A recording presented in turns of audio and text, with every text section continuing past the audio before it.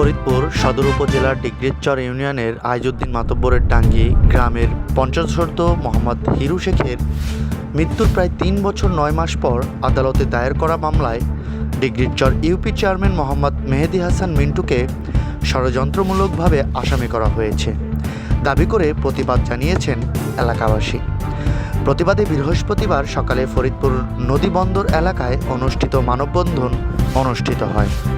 মানববন্ধন থেকে এ মামলাকে মিথ্যা ও ষড়যন্ত্রমূলক অভিহিত করে প্রত্যাহারের দাবি জানানো হয়। তারা দাবি করেন, বর্তমান চেয়ারম্যানের জনপ্রিয়তা ঈর্ষণিত হয়ে প্রতিপক্ষের ইন্ধনে মামলাটি দায়ের করা হয়েছে। এতে ওই চেয়ারম্যান ইউনিয়ন পরিষদে ঠিকমতো সময় দিতে না পারায় কার্যক্রম ব্যাহত হচ্ছে, ভোগান্তিতে পড়েছে ইউনিয়নবাসী। তাই এই মামলা থেকে চেয়ারম্যানকে অব্যাহতি দেওয়ার দাবি জানান মানববন্ধনকারীরা।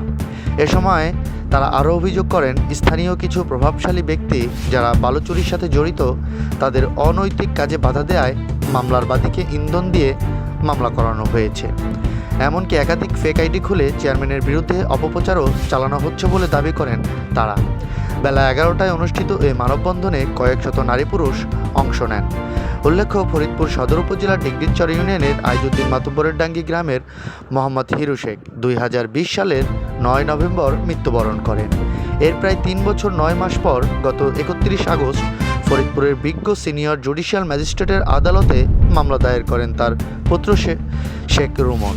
ওই মামলায় ডিগ্রিচর ইউপি চেয়ারম্যান মোহাম্মদ মেহেদী হাসান মিন্টু ও তার আরও 4 ভাইসহ 12 জনের নাম উল্লেখ করে এবং আরও 10 থেকে 12 জনকে আসামি করা হয়।